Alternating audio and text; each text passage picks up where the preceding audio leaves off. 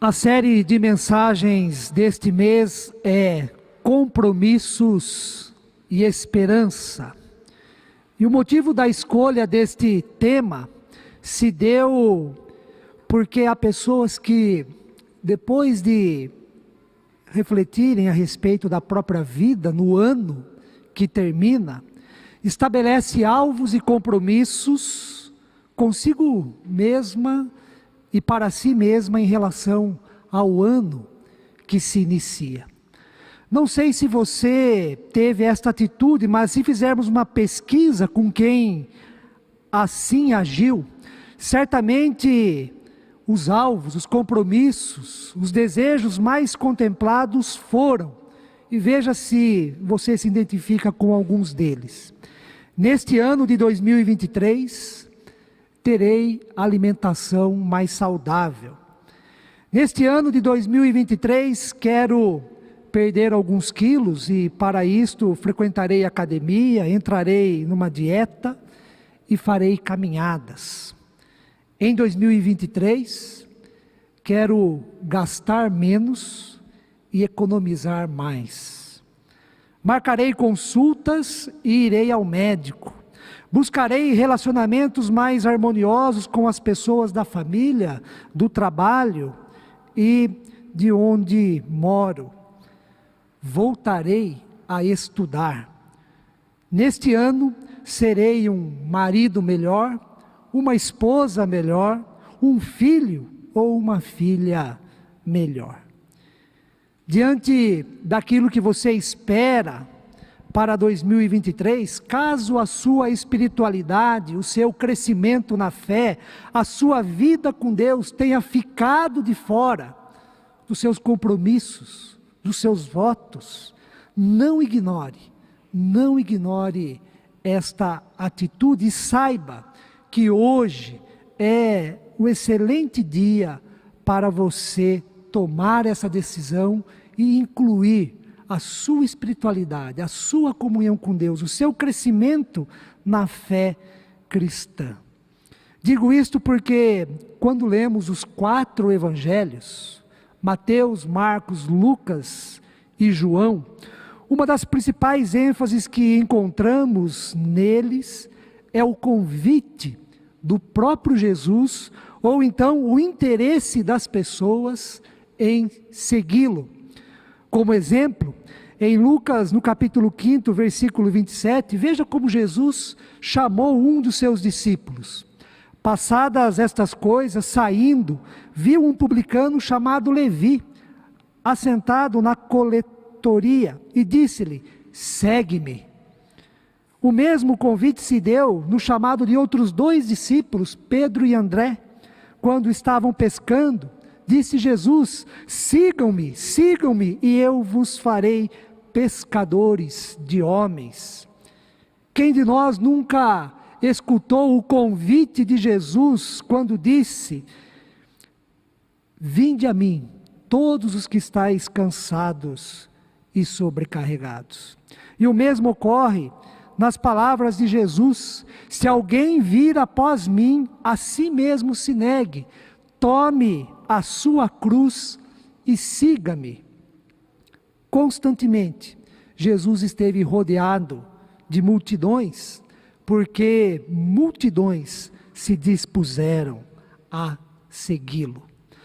Nos evangelhos, o convite de Jesus ou a iniciativa para segui-lo ocorreu com homens, mulheres, crianças e idosos, independente da condição em que se encontravam.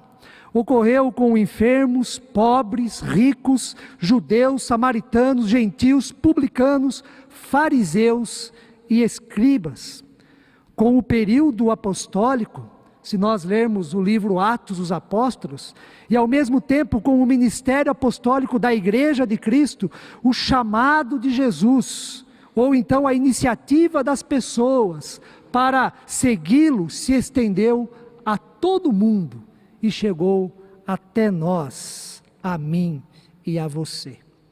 No texto em que lemos há pouco, vemos de forma muito acentuada o tema seguir Jesus.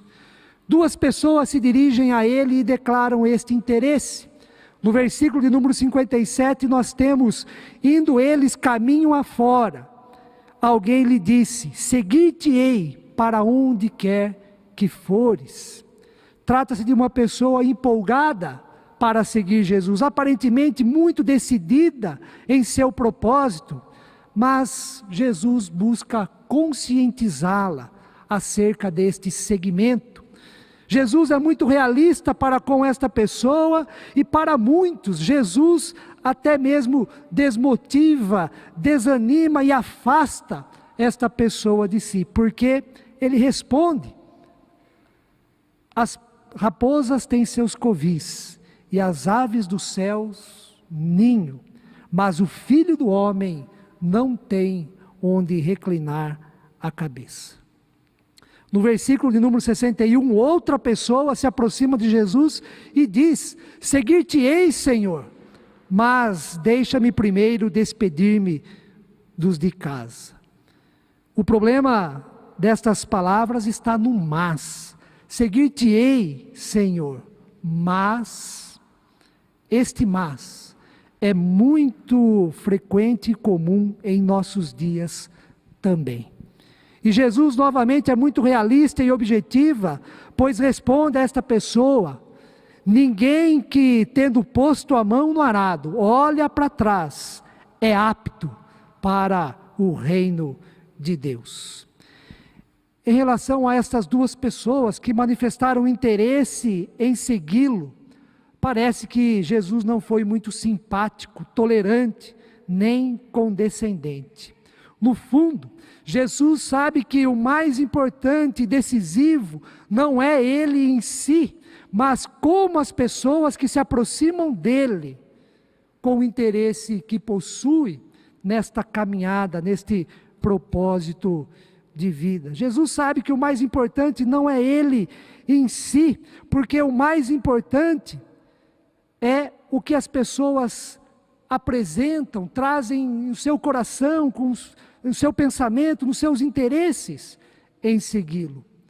O mais importante não é Jesus em si nessa caminhada, mas o quanto as pessoas estão dispostas a se comprometer realmente com Ele.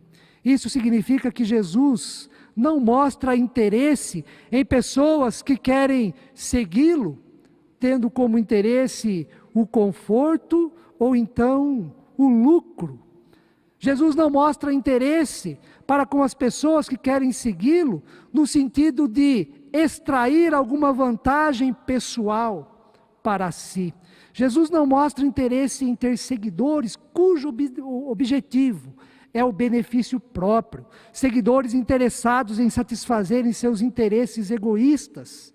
Jesus não está interessado em pessoas que colocam condições para segui-lo, mesmo que estas condições sejam bem intencionadas.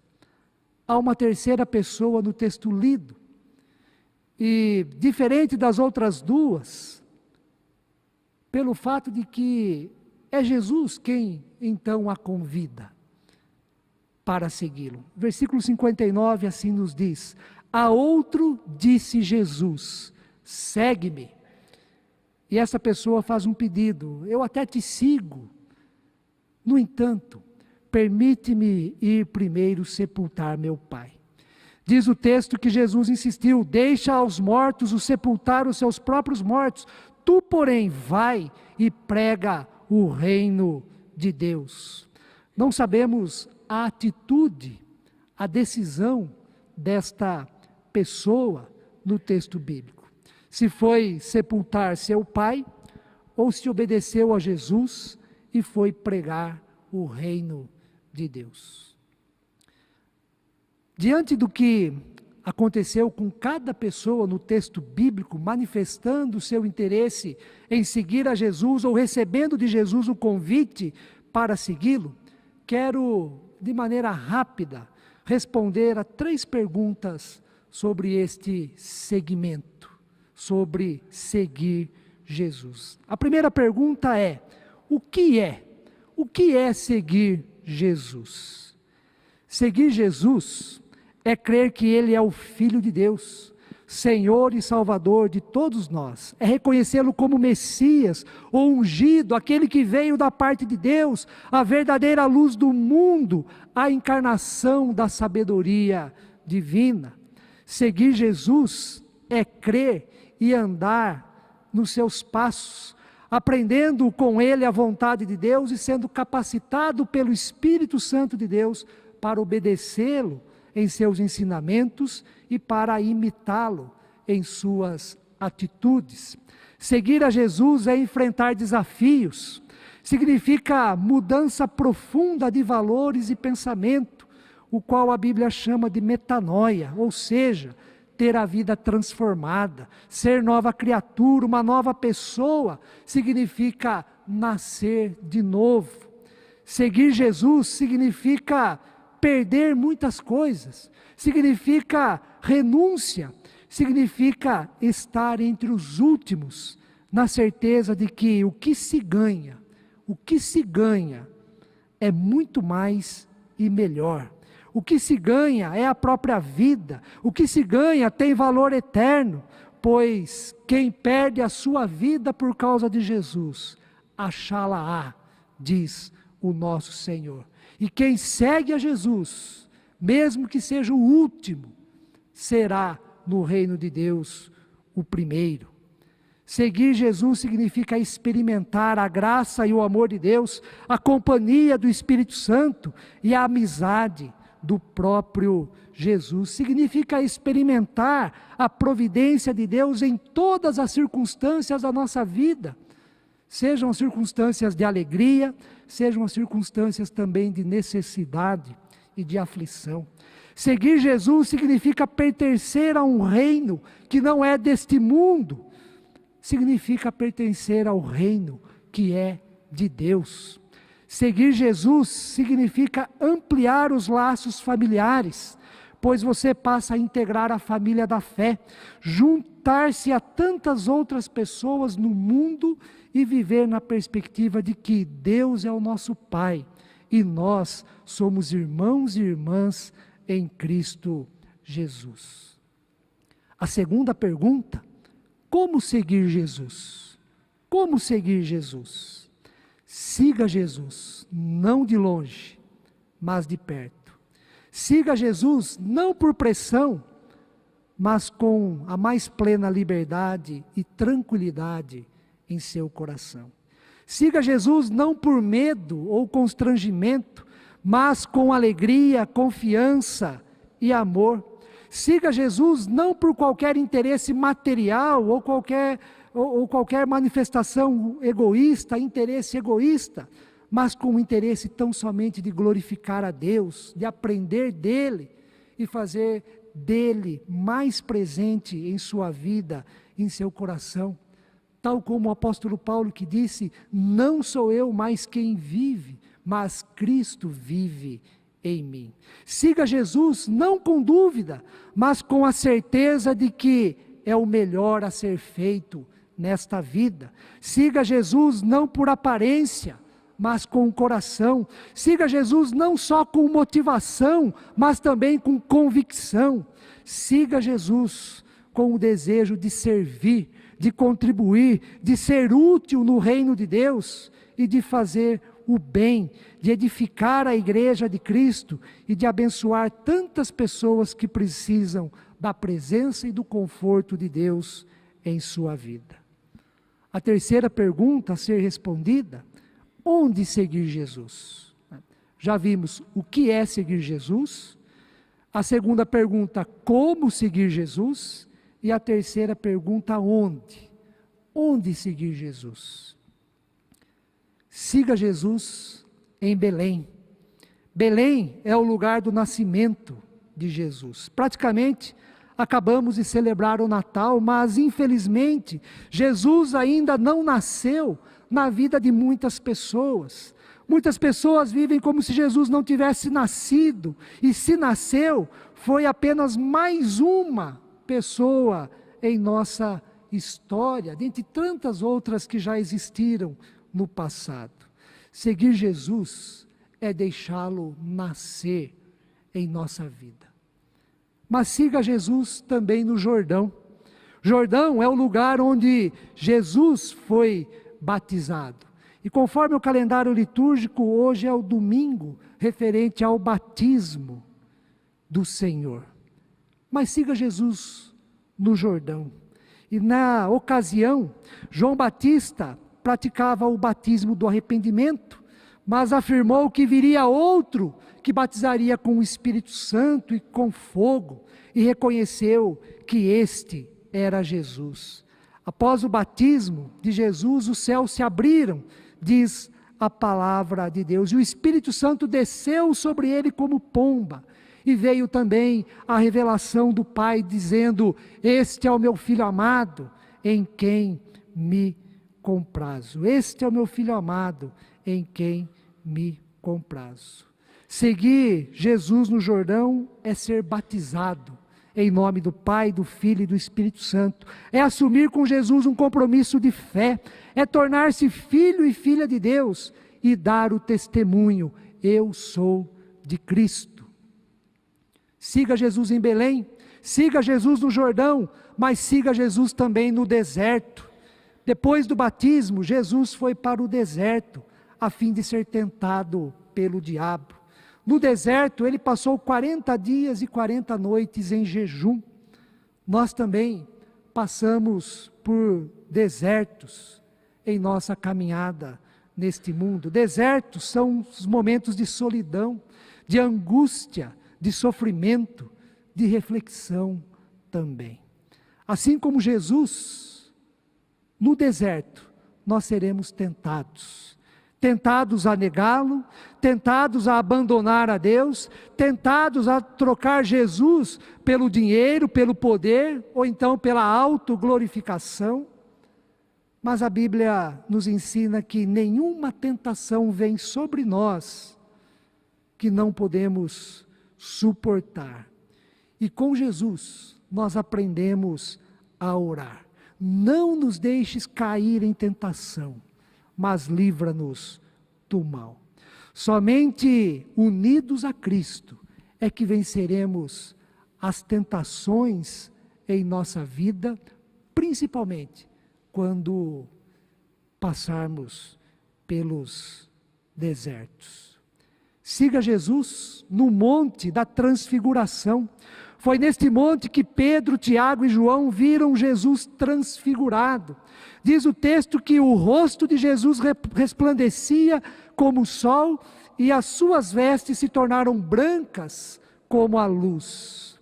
Neste monte, Pedro, Tiago e João aprenderam que Jesus é superior a Moisés e a Elias. Aprenderam que Jesus é superior à lei e aos profetas. Foi no monte da transfiguração que o Pai revelou a glória do seu Filho.